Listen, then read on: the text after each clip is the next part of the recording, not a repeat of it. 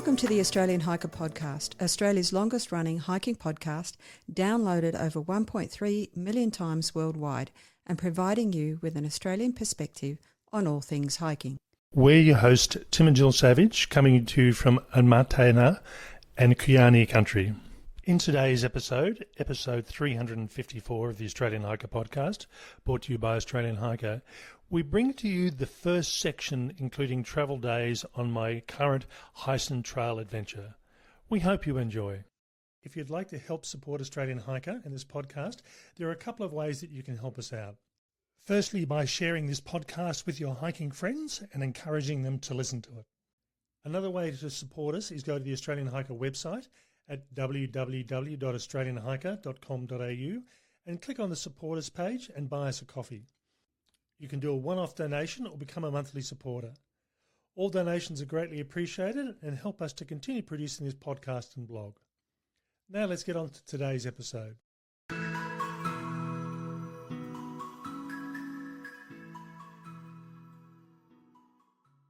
Just to provide some context for this episode, we've gone through and made some changes how we've done things in the past. This podcast episode is now our first section rather than our first week, because in all honesty, I don't really have weeks on the Heysen Trail. This is the shortest section in total 4 days on trail, and my longest section, which is coming up, is 10 days, and I've got a number of 7 and 8 day slots as well as some 5-day slots. So I decided to break it up into sections, at least how I've done this walk. And when I talk about sections, it's between days off to allow me to post a podcast in a major town or to go through and catch up on social media. The first few days, I've gone through and done multiple recordings each day, and that's from start of the morning, normally breaks about every hour and a half through till the end of the day. And then on the last day, I've started doing daily updates, and that will continue along till the end of the podcast series. In addition, as I go through and do these updates, I'll also, as I get further into the series, be focusing on the specific matters in addition to you hearing my own thoughts. This will include interviews with other hikers, and I'll leave that towards the last a couple of episodes just so I can get a good chance all up and down the track. And at the moment, I've done 2 interviews, which is more than I expected in these early few days. The recordings that you hear from me is how I'm feeling at the time and what I'm seeing and what I'm thinking as I go on. So far, from my perspective, this is a really amazing track, and this has only been a few days, so I've still got a long way to go. But I really am loving this northern section and this arid region. It just does something for me, and it always has.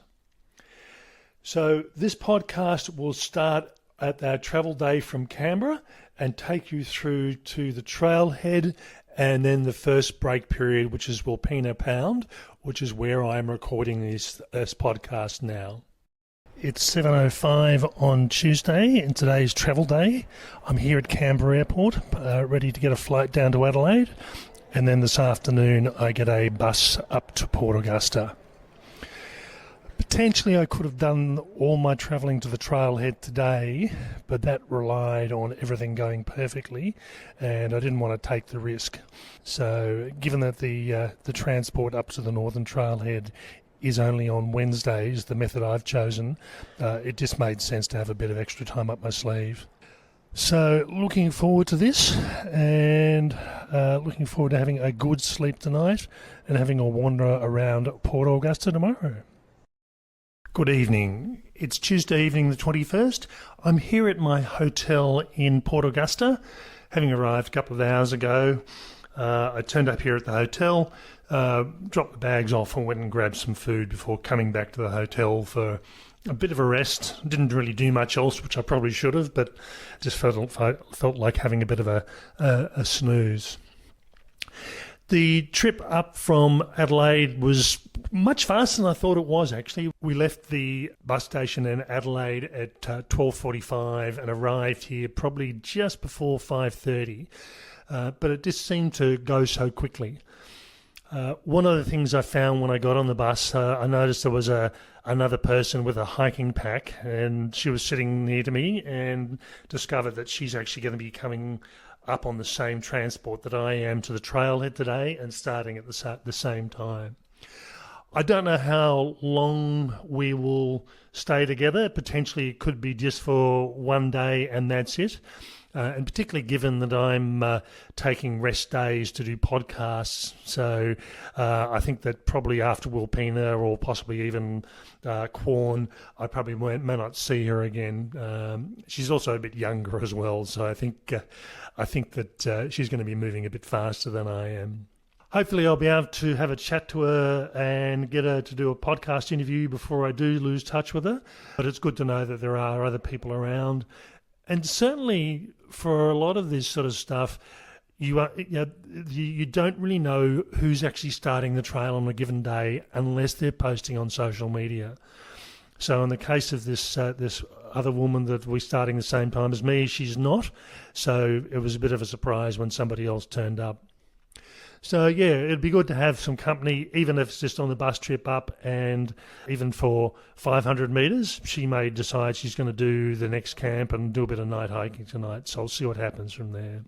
I got dropped off at Port Augusta East, which is one of the two options to get dropped off if you catch the bus. The other one is, unsurprisingly, Port Augusta West. And I asked the guys at the bus station in Adelaide, and they said, really, it's not going to make a difference. Where I'm going was smack bang in the middle of the two, and it's not as if the bus can just drop every individual off where they want to. So I chose Port Augusta East, which is the first one into Port Augusta. I got out, started ringing taxis. There were 3 taxi companies listed on Google. My first 2 phone calls were basically saying, we don't deal with Port Augusta anymore, or we're not a taxi service anymore. So that left me with one taxi company, which was Des's, and they were really helpful. They said, look, the taxi's busy. It might be 20 minutes before it got there. It got there in about 4 minutes. So it sort of stunned me a bit. In talking to the driver, he said Port Augusta East, which is where I got dropped off, is the better pickup point for the taxis being able to get in there. So it's good to know that there is at least some sort of logic about where you get dropped off. Now, the reason that I was smack bang in the middle of the 2 sets of accommodation was I chose accommodation that was close by the pickup point this afternoon. I think I've got about a 300 metre-ish sort of walk to get there. But checkout is 10 o'clock, which is pretty standard. So I'm going to be wandering the streets with my hiking pack, having a look around, probably just having lunch, and I'll just end up parking myself outside the visitor centre, which is where the pickup point is, waiting for my bus at some point. Good evening. I'm here at Port Augusta in my hotel room, and I've been here for a couple of hours.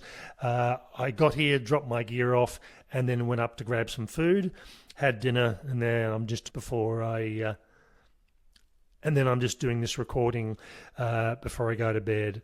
I probably should have started packing my pack and getting organised, but I'll do that in the morning, and it won't take me too long. The trip up was pretty uneventful. I found that I left Adelaide at 12:45. I got here around about 5:30, which is when I expected to be. Good bus trip, easy road. That was with 3 stops in total, and some of them were very short stops, just to have a loo break or grab some food. But yeah, normally I'm used to buses turning up 15, 20, half an hour later than they're supposed to. This one was spot on, so it's good to see.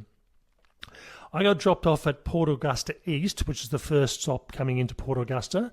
I could have also chosen to stop off at Port Augusta West, and I called a taxi, and it took me 3 attempts. The first 2 I tried were either not operating at all or not operating in Port Augusta anymore. And then I called the third option down the list, which was Des's taxi. And they said, yep, not a problem. Taxi will be there within 20 minutes. It turned up in about 3 or 4 minutes, so it was really quick. In talking to the taxi driver, he said Port Augusta East is actually the better stop. It's just easier to get to and easier to access from a taxi's perspective. So keep that in mind unless you happen to be staying right next to the drop-off at Port Augusta West. Now, I chose my accommodation based on being close to the pickup point for tomorrow afternoon's journey to the trailhead. But really, if there's a taxi there, you could pretty much stay anywhere. But yeah, I don't think there is any accommodation right next to the drop-off point. So rely on getting a taxi or someone dropping you off if that's the case. So I will have a good sleep tonight, I think, before doing a bit of wandering around Port Augusta in the morning. Talk to you later. Good morning. It's the start of my walk today. I'm in my room at Port Augusta. I've pretty much packed. I am going to post my duffel bag back to Canberra because I don't need that anymore. Sometimes I'll end up posting it to where I'm finishing my hike. But given Jill's picking me up, that's not a problem. So I realised I didn't have a pen. It's a bit hard to do a ride on the bag without a pen. So I've got to go out and get some food this morning, and I'll get a pen as well just to be able to do that. Had a good sleep last night.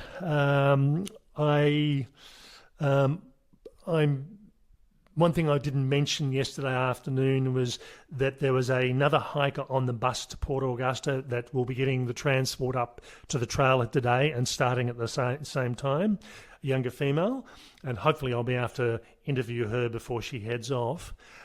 I don't know how long we'll stay together as hikers. She's a bit younger than I am. I'm also taking rest days in the major towns to do the podcast. So at some point, I'm guessing she'll head on without me and won't see her for the rest of the hike. But who knows? It really depends on what she's feeling like doing. But yeah, it's at least one of the persons starting at the same time. I am actually expecting other people on the trail. The Heysen Trail friends run hikes, and there will be potentially groups that I will come across, particularly on the weekends. So I'll see what happens there. And I'm sure there'll be other hikers that are starting at the southern trailhead and making their way north. I talked to a contact that I've got in the Heysen Trail Association, and she was saying that the rainfall in the arid areas in the Flinders Ranges is about a once in a 50-year event. So apparently it is really green and lush, and all the wildflowers are out up north. So I'm looking forward to that.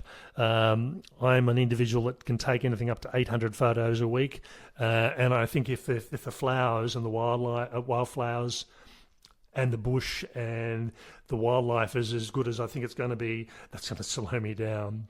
But that's why I hike. I'm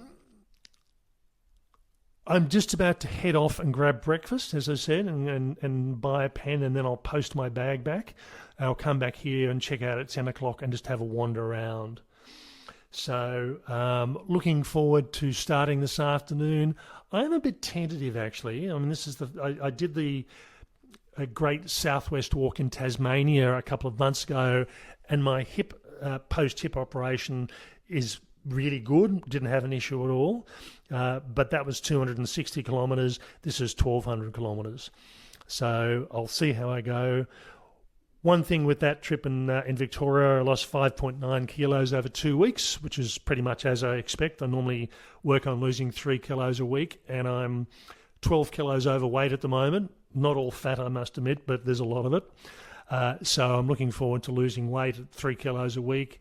And I generally find about week 3, possibly week 4, I'll hit peak fitness and be able to do bigger days and do it much easier. So I'll see how I go, whether I actually pick up some time as I move along.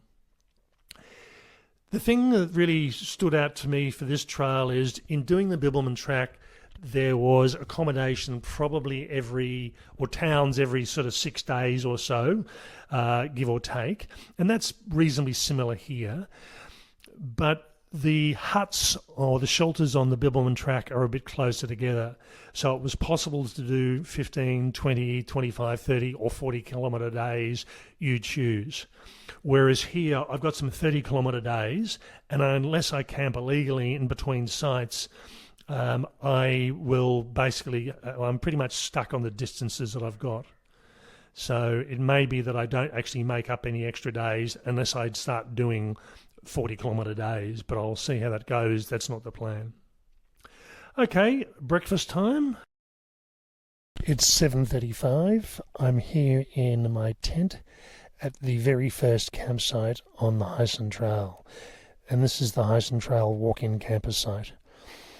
There is another site further back, which is where vehicles park, but in this case, this site is meant for hikers doing the trail. The trip we had up was quite good. It took longer than I thought it was going to. We left probably around about 1:15 instead of 1:30. Pretty much the driver was here waiting for us and we were ready to go, so we left about 15 minutes early. I must admit, I didn't think the trip was going to take as long as it did. I thought probably 2 hours, but I had no concept of that. And realistically, we ended up getting to the Heysen trailhead at around about 4:20. And then after getting out of the car, getting all our gear sorted, and getting the my 2 satellite navigators that I'm using ready to go and sorted out, and taking the obligatory trailhead photos, I ended up leaving probably at around about 5:10.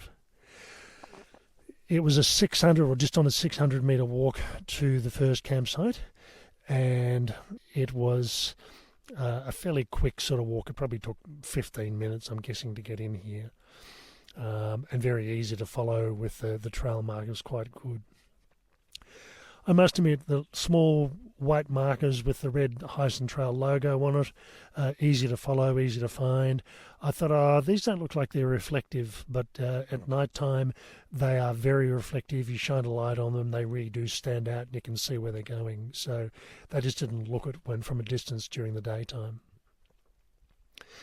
The trip up itself, just getting back to that, there has been a lot of rain, and the coach driver said she and the other locals were trying to work out when they would have had so much rain and when it's been so green, and they were thinking probably around about 30 years.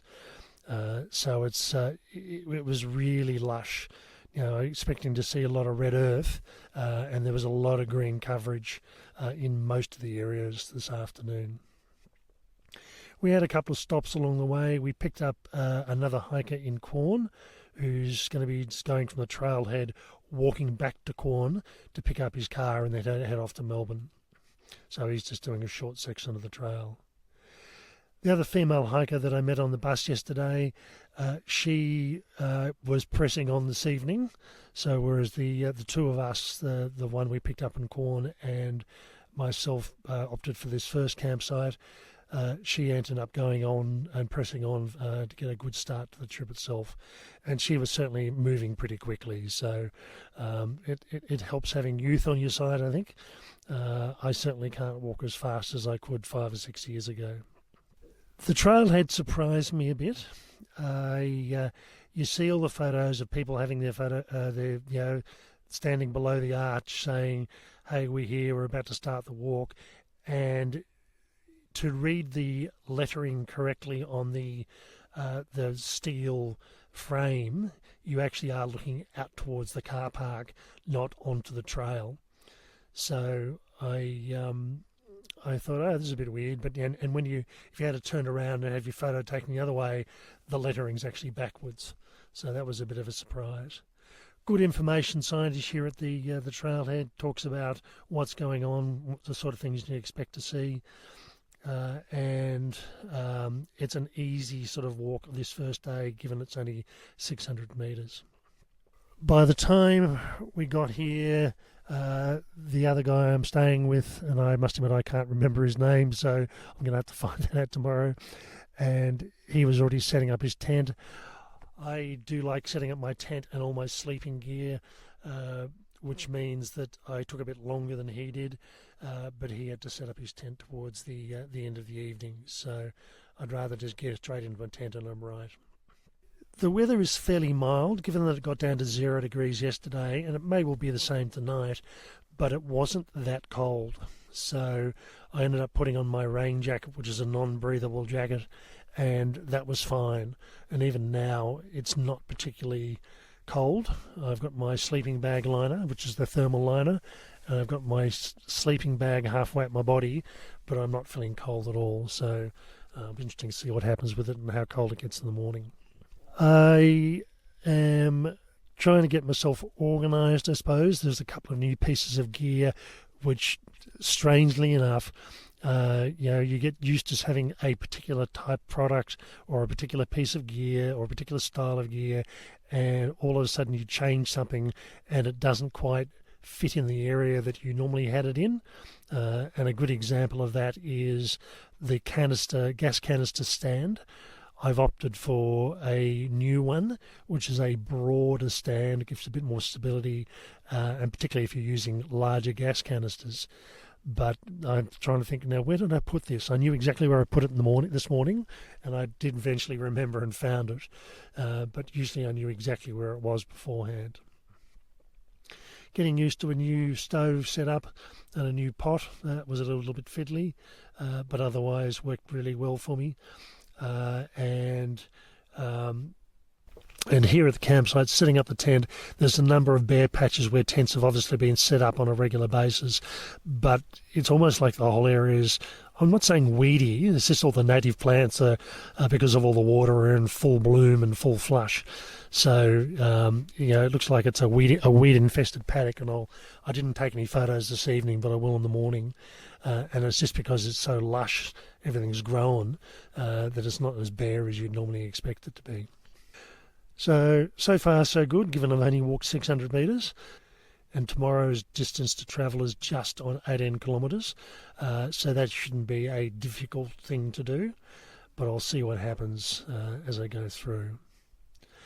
It's looking like I will lose my other companion here at camp once we get to Wilpena Pound.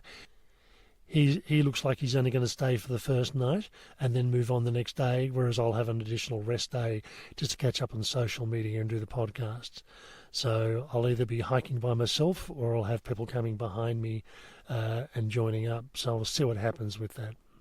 Okay, I think it's time to go to bed. I will talk to you later on. It's 9:27. I've just stopped for a break after about an hour and 50 minutes.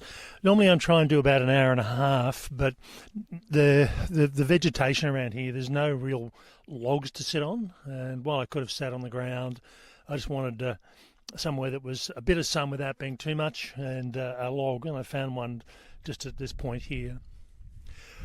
One of the things I found with the walk this morning is usually it's relatively easy to follow, with a couple of exceptions. Because the vegetation has grown so much, a couple of the signs have been hidden. So I've ended up having to cross dry creek beds, and I come up the other side, and then I've got to search for the other sign because it's hidden amongst the greenery, or the grey area as it is around here. The other thing with some of the signage as well is you come to a fork in a creek bed and you think it says go right, but what it's actually saying is go up the actual bit in the middle that takes you up the top, towards the top of the hill. So I've done that twice where I've gone a bit off track and thinking, yeah, this is not right. You come up to a fence and thinking there's no way you can get through this. So it's just getting used to the signage more than anything else. But I think this would be a lot easier to follow the signs when it was drier. But the bonus of having all the greenery is things are starting to come into flower now. But the downside is it hides all the signage. Temperature-wise, is not too bad. It's cool. I don't know what the actual temperature is, but I'm sitting here now with a long sleeve, lightish shirt of white black top, and I'm not getting hot and sweaty at all. So it's cool. So I don't mind that. So I'm just going to stop here, have my break. And I did realise I didn't turn on the tracking mechanism in my Garmin InReach. So for those of you that came up looking for me early, I think in the next hour you'll start seeing all the track appearing. But yeah, I turned it on, got it all going, and then forgot to turn the tracking on. So I'll have to keep that in mind on a daily basis. It's just getting out of the habit of it. Bye for now. It's 11:10, just having a break. Usually I do it about every hour and a half, have a short break and do some recording. and I just picked a nice gentle sloping piece of ground, just leaning on my pack, sitting on my little sit pad, and just taking a little short rest. So I've been going for around about 3 hours and 30 minutes, and I've done 10 kilometres today, so I've still got roughly about 8 kilometres left to go. The next destination I've got is the water source for the day, and I don't always use that, and in fact I'll probably end up going straight past it and get water at the next step on. And that water source is 2.6 kilometres ahead, and then the campsite, which is at a Rhino Ruins campsite, is 7.7 kilometres ahead. So realistically I've got probably 2.5 hours to go. And I guesstimated I was going to get there about 1:30, 1:40-ish sort of thing. So not an overly long day, and I'm feeling reasonably good, although it's starting to feel a bit tired now. One thing I didn't mention at the previous recording is because of all the heavy rains that I've had over the last month, and apparently they had the entire year's rainfall in 1 month pretty much, there's a lot of channels that have cut across the track.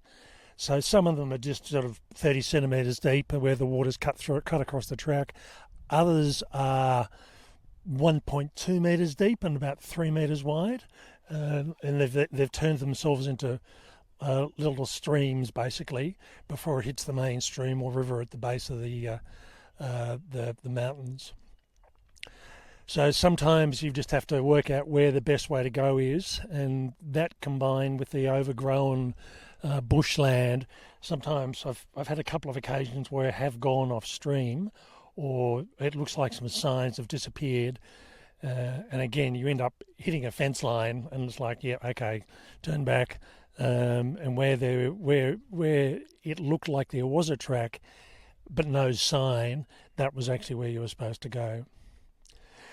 So it does require a bit more attention, and certainly if there's any doubt, I sort of stop and have a good look around to see if there's any signs off the track itself. And I had one just recently where I was coming around a bend, the creek bed or the river bed split around a large tree. I went left and I thought, I'll just have a look, and sure enough I could see a sign through the bushes, but there was no sign indicating that we were going to turn at some point. So it was just a matter of paying good close attention.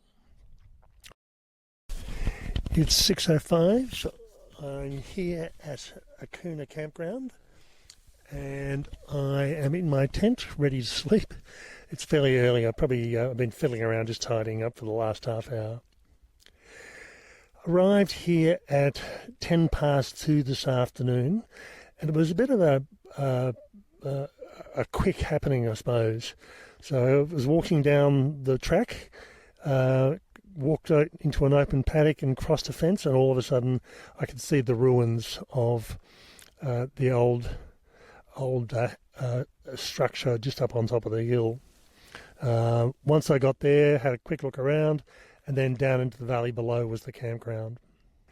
This is a shared campground. It contains a space for caravans and campervans and tents, large tents, and it also is there to cater for bushwalkers and hikers as well. Having said that, though, it probably needs a bit of work to be really good for hikers. The best site just across where I am at the moment for hikers is really overgrown. It needs a brush cutter put through there just to actually get it down. I think ideally what needs to happen is they need to give one of these sites to camping tents only, as in bushwalking tents, and build some platforms like a number of other trails have. The Overland Track and the King Island Wilderness Walk and all those sort of tracks, they have these timber platforms. That would make a big difference. And the sites themselves, because they're all designed to cater for large caravans and things, they're huge. So you could probably convert one just to hikers, probably fit about 7 or 8 platforms quite comfortably, and that would do quite well for the even during the busy periods, I think. The walk itself, just over 18 kilometres. I started getting a bit stiff in the legs on the after lunch. And speaking of lunch, I had lunch at the water source, which was about 13 kilometres in. From the last recording to this one, I didn't do a podcast at all, or podcast recording, because basically it was only around about 40 minutes after my previous recording, and then I had an hour and a half to get me through to camp. Stayed there for probably about 20 minutes, half an hour, and then walked through. I did see an emu on the track, and I saw it and it saw me, and I'm thinking it's running, but I couldn't work out which way it was going, but it was heading away from me, which is always a good thing. Once I got here, I decided to camp across the stream. So normally what you'd do is you'd walk from the campsite across the stream, up the track, and that's the tomorrow's walk. But I've camped across the stream because, as I said, it was just not good campsites for tents. Now, where I've camped looked really spectacular from the other side, but when I got here I had to do a bit of farming to move a bit of rocks.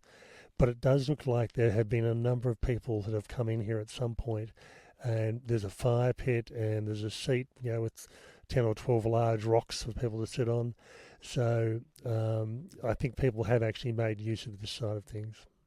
Realistically, what I did when I got into camp was get the tent set up, have my protein drink, and I ended up having dinner probably around about 4:30. I was fairly tired, and as soon as I've done this social media, I'm going to bed. And I know that I'm not going to stay asleep all night, but I'm really tired, so I just need to snooze. Tomorrow is around about 25 and a bit kilometres, and that will take me to around about 13 kilometres out from Wilpena Pound, which means not tomorrow, but the next day is a fairly short day. So I must admit I won't be overly rushing to get there. But having said that, even if I can't check in, I can go and sit. I can drop my bag off at reception. I can go through and start doing social media, because the rooms and the actual camping areas don't have access to internet, but the public areas do, and then there's high-speed internet at one particular location, and it may be that I have to actually go through and use that, and apparently they give you about an hour a day of that. So if I go through and get what I can sorted out inside, get it posted, and then move on to the stuff that needs serious internet signal, I'll get that sorted. Good weather overall. It did start to spit at some point during the afternoon, but it was probably about 10 drops, and that was it. And I thought, well, it's not forecast, but yeah, it was all of a sudden I was getting drops of water on my head and my hands. The temperature was pretty good. I just didn't have my jacket on at all during the day, so I left camp with my long sleeve black top, and that's the way I finished the day as well. It was just as the sun started to go down and I was just sitting that I actually went through and put the rain jacket on just to keep me a bit warmer. So that is it. Tomorrow, as I said, about 25.5 kilometres, and given I seems to be averaging about 3 kilometres an hour, that's pretty much 8.5 hours it's going to take me through tomorrow. If I leave at 7:30, or if I leave at 7, that'll get me through here at 3:30. If I leave at 7, that'll get me through at 3 o'clock, which is not a bad way to go, because that means I can set up the tent in the sun. And in fact, I don't need to set up the tent because I'll be staying in a hut, but I will make a decision. I might get there and decide I want to tent it. But yeah, it's going to be good not to have to set up a tent tomorrow and then unpack it the next day. It's 7 o'clock on day 3. I'm here at Aruna Campground and I'm pretty much packed up. Just got to do the social media before I go and then I'll head off. So I'm trying to get away at 7 o'clock. It's 7 o'clock now, so I'll probably be about 10 past when I leave. Not so critical the time I get away, but given I seem to be averaging about 3 kilometres an hour, including breaks and the amount of photos I'm stopping and taking, that will give me 8.5 hours, roughly, to get to camp. So really that'll get me in around about 3:30 to 4 o'clock, which is where I want to be time-wise. There's 3 of us here that are going on today. We've got one just walking past as I go at the moment, and there's another woman who turned up yesterday, who started yesterday morning early, and she's just cooking up breakfast and getting packed and sorted out. So there'll be 3 of us at the campsite tonight. Had frost, or I'd actually say ice form on the tent last night, so the condensation from my breathing on the inside of the tent, it actually turned to ice on the mesh outside of the tent itself. And when I went and rolled up the tent fly, it was pretty wet and stiff, so I got what I could off it. Now, given the plan is to sleep inside in the hut tonight, I think I'll get there and hang it up to dry, just so it's nice and dry for tomorrow. But tomorrow I won't be using it either, because I should be in Wilpena Pound, barring any unforeseen circumstances. I was in bed probably 5:30 last night, and by the time I did some bits and pieces, it was probably 6:15, 6:20-ish that I went to sleep, and I dropped off very quickly.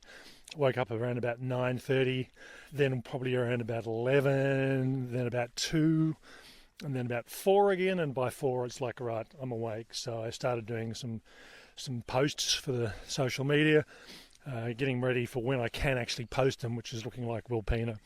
It's looking like another nice day again today. There's not a cloud in the sky. We're in a valley again, and the sun's coming up behind us. So really it hasn't peaked up. It was probably going to be another, I'd say, half hour, 40 minutes before it breaks the hills behind us. But having said that, I'm walking uphill first off, so I'll get some sun probably before the valley does. Sorry, one thing I should mention is that I thought I'd lost my reading glasses. Now, not a disaster, I can read, but it makes it really hard. And I was 99% sure I had them, and after pulling everything apart to try and find them, I thought, right, I know where they are. I think I've put them outside the tent, and they've gone underneath the tent. And sure enough, when I packed up the tent this morning, there they were. I just knocked them underneath the tent when I was getting set up yesterday. So that's always good. As I said, I can get by, but it just makes it a lot harder. Okay, that's all for me. I will head off. It's 8:43. I've just stopped for my break after 90 minutes, which is my usual pattern. And I'm just sitting here at the top of a rise. And I was hoping for a tiny bit of sun, but found a perfect rock to sit on, but it's in the shade. The sun is sort of probably about a foot or so above me, so it's getting there. But I've been coming in and out of the shade as I'm walking through forests. This morning surprised me a bit, actually. I mean, normally you expect with a lot of these walks to have a couple of days of very similar sort of conditions. And while the vegetation is very similar with these native cypress, the terrain is very different. So yesterday I was walking through flat areas, gentle slopes, and typically through creek beds. This morning I had some creek bed walking, but I was walking up a hill to start with from a Kuna camp, and then I was walking around a hill, and then down into the creek bed, and then up again, and now I've been coming up to where I am at the moment. So it's very much up and down, and I've been averaging about 3.1 kilometres per hour moving pace. One of the things I'd comment through here, it was very narrow trail for a lot of it, walking around the edge of a hill. In a couple of instances, you wouldn't have wanted to fall because you would have done some serious damage. In most others, it was just you would have just slid down the hill for a short period. But trying to get the tracking poles on the trail was really difficult. You had to be virtually one pole off the trail on the downside and one trail off the pole on the upside because it was so narrow. No animal or plant life so far today. Have heard some birds in the distance, but just haven't seen any. And certainly nothing on the ground, no other animals at all. I did forget to mention there was something grazing outside my tent last night. I'm assuming it was a kangaroo, but I don't know. But it was definitely munching grass. But that disappeared off after a short period. Weather-wise, it's starting to warm up. Probably around about half an hour ago, 40 minutes ago, I took my rain jacket off. I was actually going to put my gloves on when I started walking because my hands were so cold, but that was more about dealing with the wet, icy sort of tent. And as soon as I'd finished, stopped doing that and started to decide to move on, my hands were warmed back up again. I've spent most of my life working outdoors, so for me, once the temperature gets sort of 3-4 degrees, I'm actually warm, particularly if I'm moving. Certainly I don't want to be sitting there in the shade not doing anything, but if I'm moving, I don't have to have a lot of heavy gear on. So I'm just down to my long sleeve top. The buff came off and I put my hat on. So really enjoying today so far, feeling good. And looking forward to pressing on. I've been going for 3 hours now and just decided to stop and have another break. A few minutes early, but I found a perfect rock to sit on. And that's one of the things that I do, look for a good log or a rock that's a right height and dry and in the right amount of shade. And this one suited my needs. Have done 8.1 kilometres and I'm travelling at 3.2 kilometres per hour, so I have sped up over the last hour or so, getting down from those really hairpin sort of bends coming around the hills. At the moment I'm going over a series of hills, and again it's rather than going up and over the top in most cases, it's going around the side, coming down, going up the next one, coming down. But again, it's very different sort of vegetation, well, not so much vegetation, but very different sort of landscape than yesterday. It just feels different. One comment I'd also make as well is I had expectations of this track being very similar trail-wise to the Larapinta Trail because they're both arid walks. But I think in this case through here, we're a couple of 1,500 kilometres away from where Alice Springs is and the Larapinta Trail, and it is very different. You still get those red sort of rocks. I can imagine that if it wasn't such a wet season, it wouldn't be so green and lush. But the trail itself is different. And then you get some sections, some of the creek crossings and things like that. You think, this reminds me of the Larapinta Trail. So still no animal life.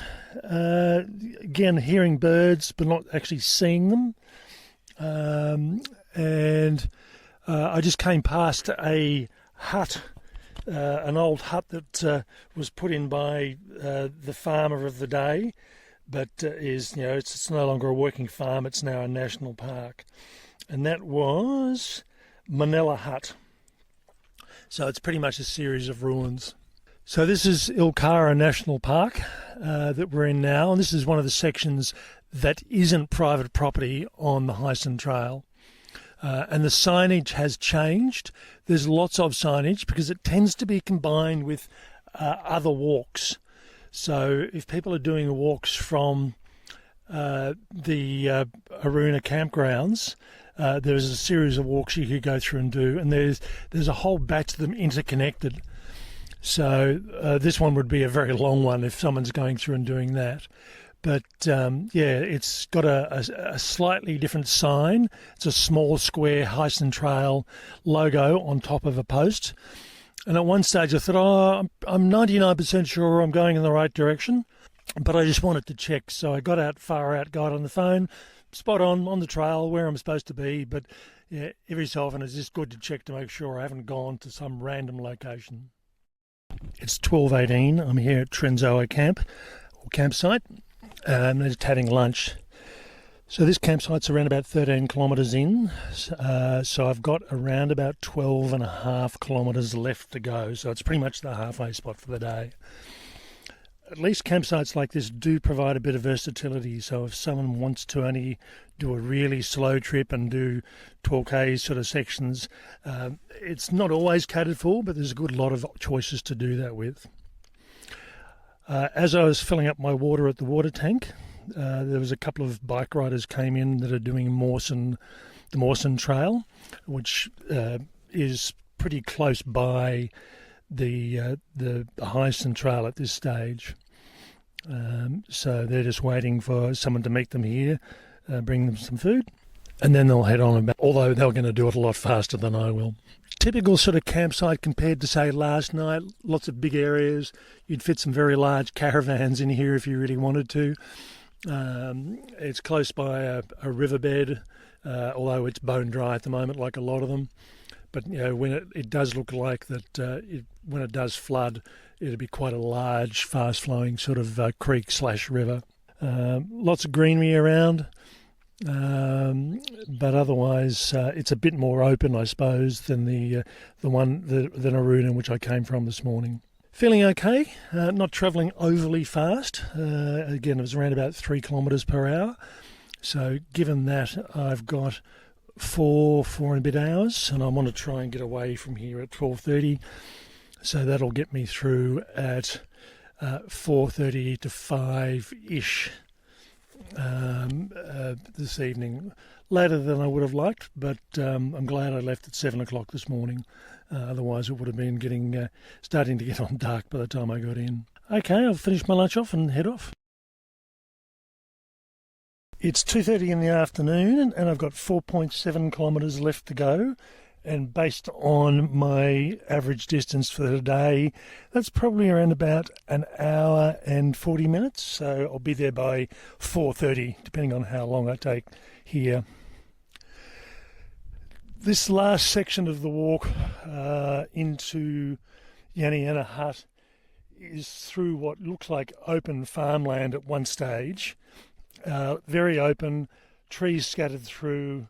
It looked like there were cattle or sheep or something run through here at some point because there's a lot of open area.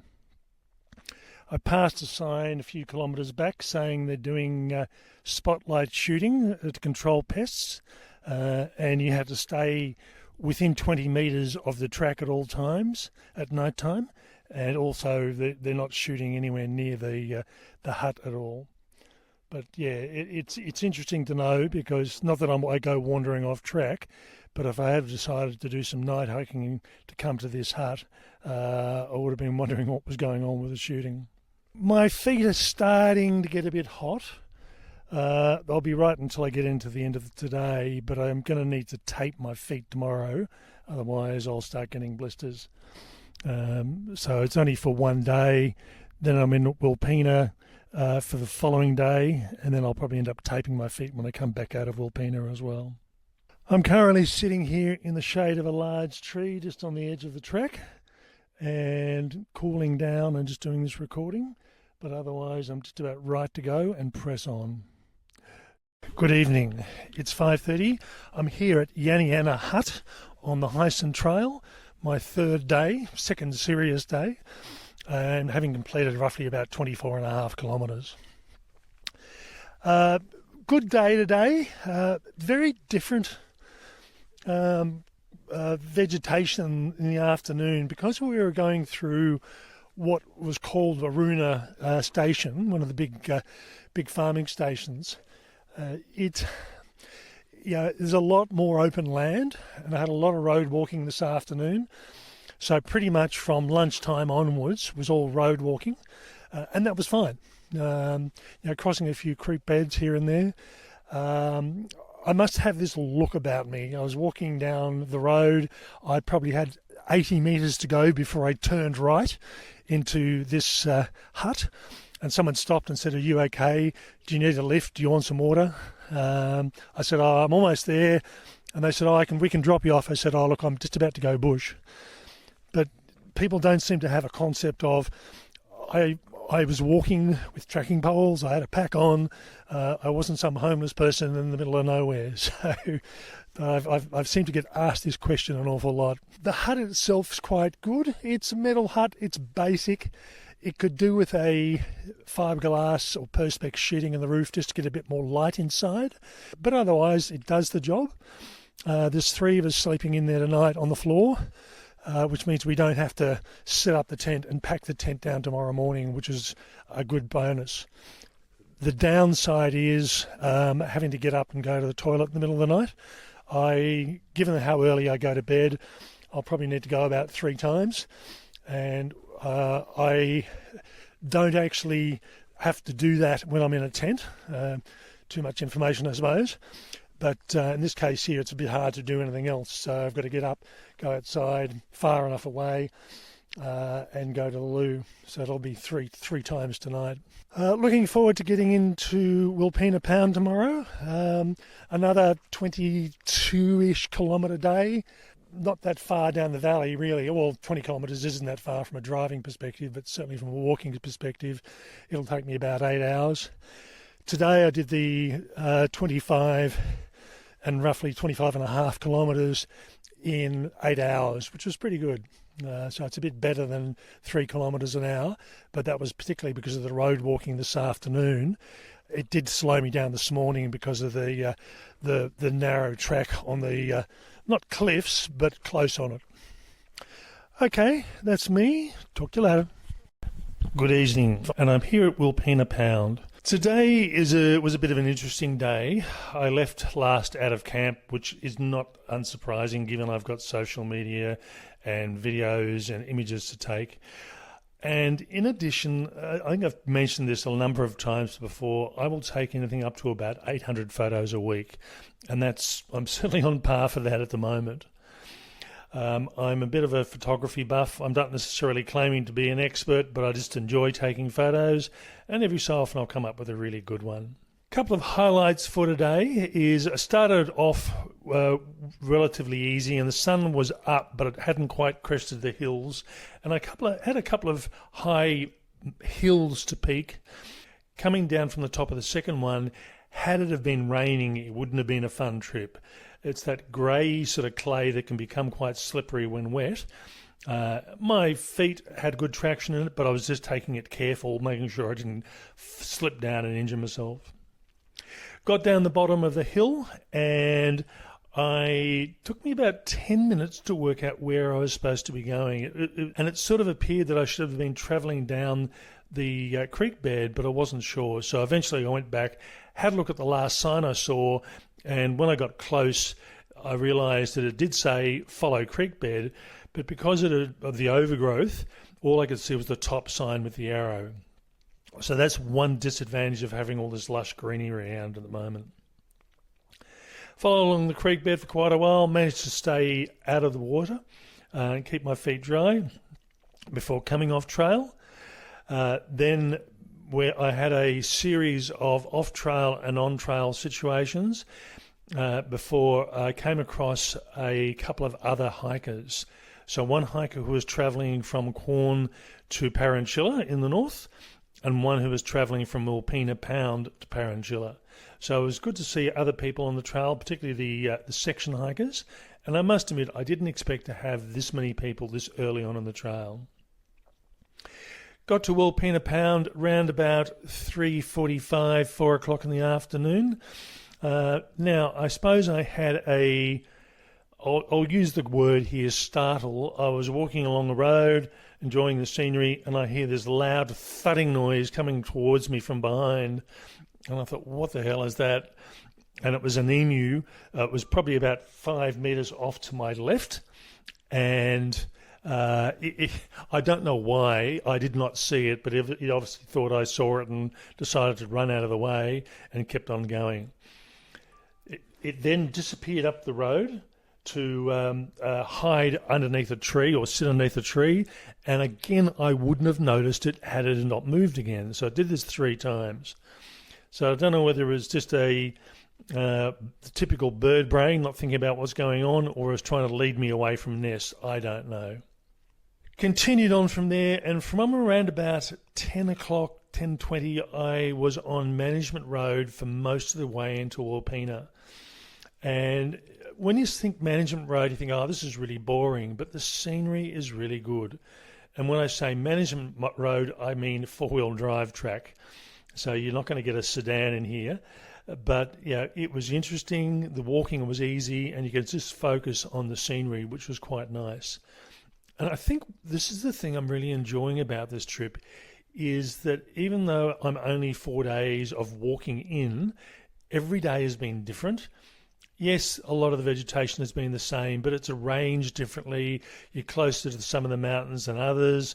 You get to see different things. So I know this won't continue all the way down to the coast, but it's really enjoyable so far, and I'm really loving the walking that I'm doing. I came through and checked in today, and I then discovered that my resupply box, which had nearly 10 days of food in it, had not turned up. So the person behind the counter said, I'll come back tomorrow morning and see what we can do. But unfortunately, the post office, which is the general store in Hawke, is closed. And I'll go back this afternoon just to check. But it looks like I won't be able to pick up that resupply from Wilpena. And that means I'm going to have to go through and buy some resupplies this afternoon here at the IGA, i.e. 2-minute noodles and freeze-dried macaroni and cheese, just to get me through for the next 3 days. Luckily, for whatever reason, I overpacked a freeze-dried meal, and I've got enough food left over from the existing trip that I've got at least 1 full day of food, and probably a couple of extras that'll carry me into a second day. So really, I don't have a huge amount of food to buy. And one of the bonuses is it means instead of carrying 10 days worth of food between here and Corn, I'm only carrying 3 days worth of food. And worst cases, I pick up 10 days worth of food at Hawker, or else I'll buy food and resupply me through to Corn based on 2-minute noodles and things like that.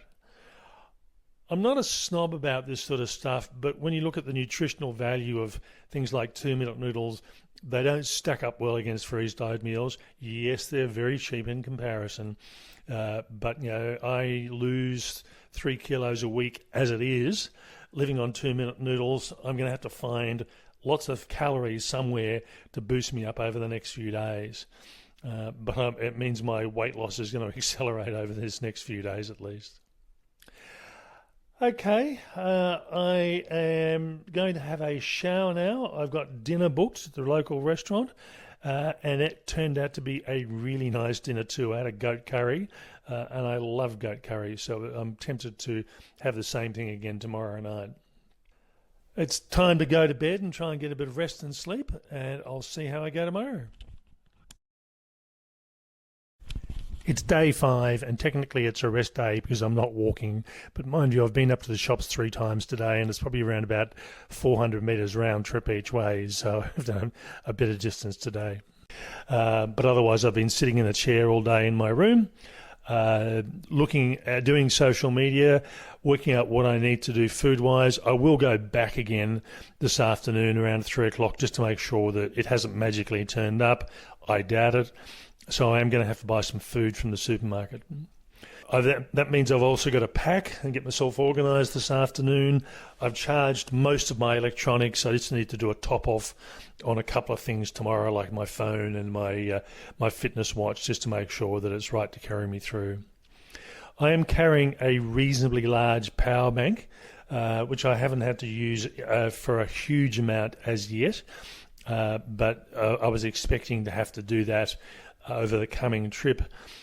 Given that I'm going into Hawker to pick up food, I'll see how I go. I've got some planning to do this afternoon about where I'm staying and what timings I need to rearrange. But I'm expecting to be able to top up power, even if it's just one night in Hawker. I don't think I'll end up walking out of Hawker. It just depends on the distance. I'll see how I go. Weather-wise, pretty much the same as it's been the last few days. No sign of rain. It's mild outside without being hot or cold. It's ideal walking weather, it really is. So looking forward to finishing off today and getting the podcast sorted out, although that'll be late in the evening, I think, and then getting back on trail again tomorrow. Talk to you later. One last recording I'll add to this podcast episode was I went back up to reception just to see what we could do with the food situation. They, by the sound of it, ended up calling the manager and they said, "Oh yeah, that box is in the safe room." So the box was here, had been all along, but I suppose it was a matter of not everyone knew where it was. So I managed to pick that up this afternoon. I've still got to pack my bag. That's the task after doing this. And given it's just before 7 o'clock, I'm finishing this podcast earlier than I'd planned. So I should have it up live in the next sort of 40 minutes. So been a busy day, just chasing around, doing a lot of social media, scheduling a lot of stuff. Tomorrow morning, I will be physically walking out the door at 6 o'clock after I drop the key in the safe box. And I'll then head on for the day. Now, given I no longer have to go into Hawker to pick up food, I've got reasonably a bit of flexibility now, and I looked at what was available and what was an option. I had a short day of 16.1 kilometres and then a couple of days later a 34-kilometre day, and I'm thinking 34 would have been 11 and a half, 12 hours. That would have been a long day. And thankfully, that was going into corn, so it would have given me a bit of flexibility. But I don't know why. For some reason, I picked one of the wrong campsites that gave me a 16.1 kilometre day, but I can actually go through and push that up into a 23, 24 kilometre day and drop the 34 kilometre day down to sort of 26, 27. So that's definitely on the plus side through here. As I mentioned at the start of this episode, I will be doing a series of interviews that I'll collect over the duration of the trip. I've got 2 already, and given the number of people on the trail, I will expect to get quite a few more over the coming weeks. I'll also be doing things like talking about infrastructure on the trail. I'll talk more specifically about signage. I'll talk about the trail towns. And as I said, they'll all happen probably around about episode 4 or 5 onwards. So I'll be doing the interviews like I have been, a full day at a time, not the individual interviews like I did the first couple of days, and then going through and adding an extra bonus session like people interviews and infrastructure and all that stuff. I hope you've enjoyed listening to my adventure so far on the Heysen Trail, and I've got many more episodes to come. That's all for me from this podcast, brought to you by Australian Hiker. Bye for now.